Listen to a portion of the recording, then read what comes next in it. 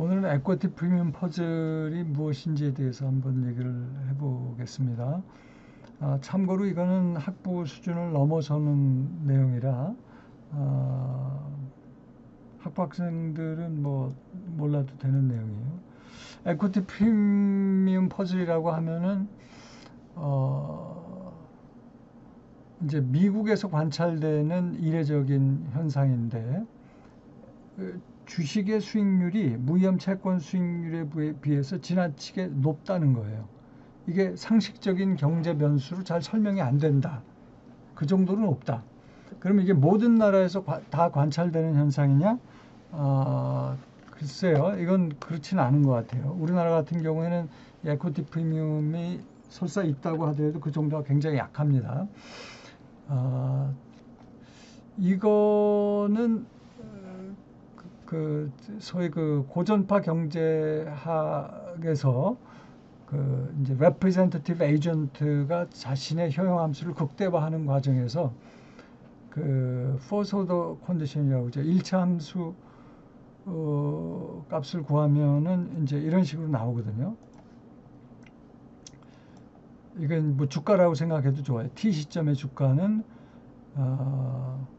이게 marginal rate of substitution이고 MT 플러스 1. 그 다음에 T 플러스 1 시점에 뭐 배당일 수도 있고 그때 주식을 팔아서 생기는 돈일 수도 있고. 그런데 이 M이라고 하는 것은 이제 marginal rate of substitution 그 유틸리티에 관한 함수로 표현이 되고요. 여기서 베타는 이제 뭐 일종의 디스카운트 팩터죠. 그 다음에 이제 파워 유틸리티를 가정을 하면 유틸리티가 예를 들어서 컨섬션의 함수인데 1 마이너스 게마 그 다음에 C의 1 마이너스 게마라고 하면 이게 이제 파워 유틸리티 펑션이에요. 그래서 게마는 relative risk aversion 파라미터입니다. 그러면 이제 이렇게 또 심플리파이가 돼요. 그리고 요 식의 양변을 PT로 나누면 그게 바로 리턴에 대한 식으로 이런 식으로 표시할 수가 있어요. 여기서 R의 T 플러스 1입니다. 그 다음에 요건 수익률이죠. 수익률. 요것에다가 무위험 금리를 뺀 액세스 리턴으로 표현을 하면 이렇게 나와요. 그러니까 이게 다 같은 식이에요. 이 세 개가. 그 다음에 이제 통계학에서 요거를 A라고 놓고 요거를 B라고 놓으면 A와 B의 A 곱하기 B의 기대값은 A의 기대값 곱하기 B의 기대값 그리고 코베리언스 AB인데 코베리언스 AB는 상관계수 곱하기 각각의 표준 편차죠. 그래서 그 공식을 쓴 거예요. 근데 이 값이 이코르 제로란 말이에요. 그러니까 이거는 이코르 제로라고 놓고 이 액세스 리턴의 기대값 대비 액세스 리턴의 표준 편차에 대해서 푼 거예요. 이 식을. 그러면은 이 식은 이코르 이게 뭐예요? 액세스 리턴의 샤프 레이시오입니다. 액세스 리턴의 샤프 레이시오는 이렇게 쓸 수가 있는데 이 오른편에 있는 식에서 상관계수는 커봐야 1이잖아요. 그러니까 여기다 절대값을 취하면 요 마이너스는 무시할 수가 있고 절대값을 취하면 요거는 1을 집어넣으면 요거보다 이 marginal rate of substitution의 표준 편차 나누기 기대값 한 거보다 작겠죠. 그리고 여기다가 파워 유틸리티를 가정을 해서 다시 푼 게 그 다음 페이지에 나오는 이 식이에요. 이 식. 이 식은 이제 헨슨 앤 제크나단 바운드라고 그래요. 그래서 이 액세스 리턴의 샤프 레이시오는 바운드가 있는데 그 값이 이거란 얘기야. 아시겠어요? 그 다음에 그 액세스 리턴은 주가 수익률을 보면은 우리가 그 데이터에서 관찰을 할 수가 있죠. 한 8% 나오고 표준 편차는 한 16%가 나오고 이 컨섬션 그로스의 기대값은 2%. 그 다음에 요 표준 편차는 역시 2%. 그 다음에 이 둘의 상관계 계수는 0.4 정도 나옵니다. 여기서는 지금 상관계수를 1로 가정을 한 거죠. 근데 요 샤프 레이쇼 값이 지금 보니까는 0.5가 나오고 요 표준 편차가 2%가 나오니까 요 relative risk aversion이 얼마가 돼야 돼요? 최소한 25보다는 크다는 결론이 나와요. 요 식에서. 근데 이 값이 그렇게까지 클까? relative risk aversion은 그렇게까지 크지 않다고 보는 거예요.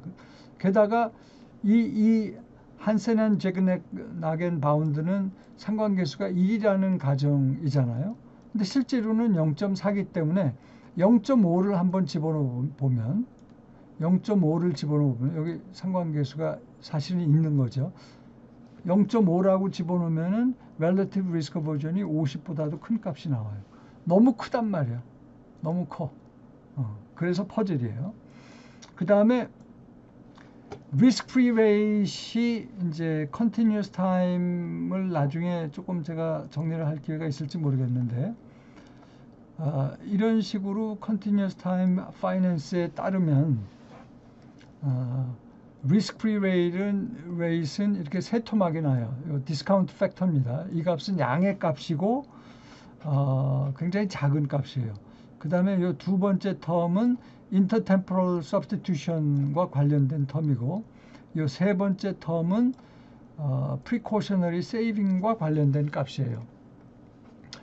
여기다가 데이터에서 얘기하는 consumption growth의 기대값 2%라고 그랬잖아요. 조금 전에. 표준 편차 2%인데 2%의 제곱이니까 집어넣으면 이런 식이 나오겠죠. 근데 이 마지막 텀이 굉장히 작은 값이니까 잠깐 무시하고 이 값에서 relative risk aversion이 50이라고 한번 집어넣어 보면 그리고 이 디스카운트 팩터에 대해서 풀면 마이너스 값이 나와요. 이건 말이 안 되는 거죠. 미래가 현재보다 더 가치가 있다는 의미거든요. 그러니까 이건 좀 말도 안 되는. 그러니까 relative risk aversion을 50이라고 할 때 이게 다른 경제 그 상식적인 값과 안 맞아 떨어진다는 게 요지예요. 에쿼티 프리미엄 퍼즐에. 그 다음에 이제 상식적인 디스카운트 팩터 0.0이 집어넣고 이거를 요식을 relative risk aversion에 대한 2차 함수라고 놓고 그 relative risk aversion에 대해서 풀면 99라는 값이 나와요. 그러면 이 값은 또 어떤 문제를 만들어내느냐? 그게 이제 sensitive 퍼즐이라는 거죠. 만약에 relative risk aversion이 99라면 이 consumption growth rate이 조금 변할 때 risk free rate는 많이 변해야 돼. 근데 실제로 risk free rate는 그렇게 많이 안 변하거든요. 그러니까 sensitivity 퍼즐인 거예요. 그 다음에 이제 그 샤프 레이쇼, 액세스 리턴의 샤프 레이쇼는 이제 그 이런 식으로 심플리파이가 되는데 그러면은 시간에 따라서 이 샤프 레이쇼라고 하는 타임 베링 샤프 레이쇼라는 얘기죠. 타임 베링 샤프 레이쇼는 시간에 따라서 변하는 relative risk aversion, 시간에 따라서 변하는 consumption growth rate, 시간에 따라서 변하는 correlation일 수도 있지만 또 시간에 따라서 변하는 marginal rate of substitution일 수도 있다는 거예요. 그 얘기는 뭐냐면 시간에 따라서 consumption behavior가 바뀐다 이거예요. 불황일 때는 사람들이 굉장히 아주 공포감에 휩싸여 가지고 더 보수적이 되고 호황일 때는 더 릴렉스하게 되고 그런 게 이 타임 베링 에쿼티 프리미엄 퍼즐 속에 숨어 있는 내용이 아니겠느냐. 어쨌든 이 에쿼티 프리미엄 퍼즐은 relative risk aversion이 양의 값이긴 하나 그 값이 너무 크게 나온다는 거예요. 다른 경제 변수랑 일관성이 없을 정도로 너무 크게 나온다. 그 이유는 이 값은 0.5였잖아요.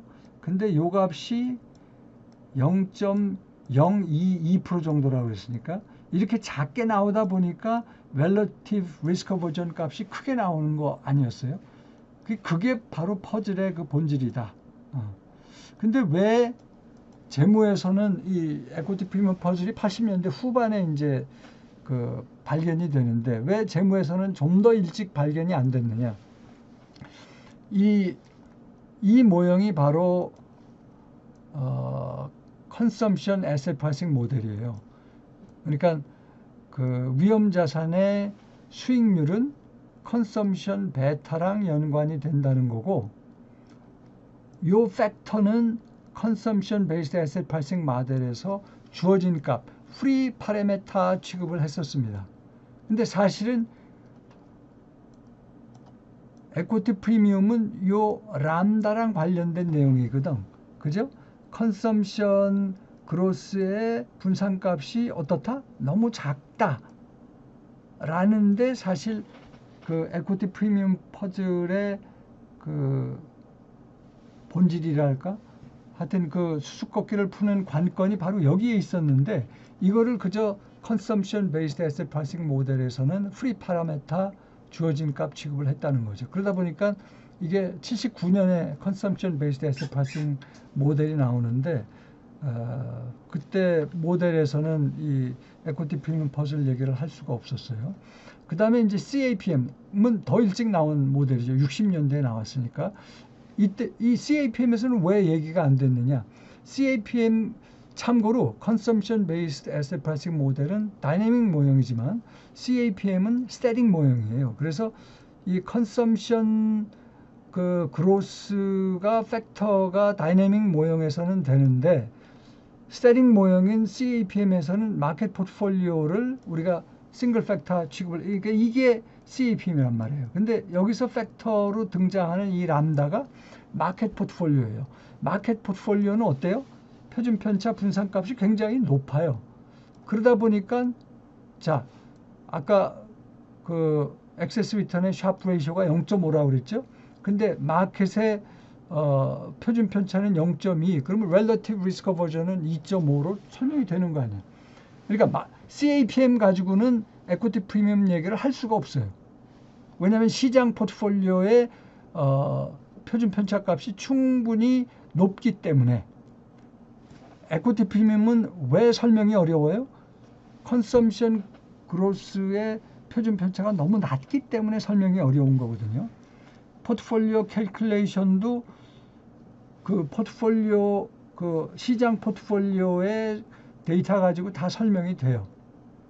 다시 말씀드리지만 문제의 본질은 에코티 프리미엄 퍼즐의 그 핵심은 거시경제 매크로에서 얘기하는 그 컨섬션 그로스의 표준 편차가 너무 낮다. 반면에 그 시장 수익률의 샤프 레이쇼는 너무 높다. 조금 다른 관점에서 시장 수익률의 표준 편차는 너무 높다. 반면에 펀더멘털 밸류인 컨섬션 그로스의 표준 편차는 너무 낮다. 이 둘이 매치가 안 된다. 이것이 에코티 프리미엄 퍼즐과 밀접한 연관이 있다는 내용입니다. 글쎄, 에코티 프리미엄 얘기가 뭐 조금 어렵긴 한데 뭐 하여튼 뭐 설명을 드려봤습니다. 여기까지 하죠.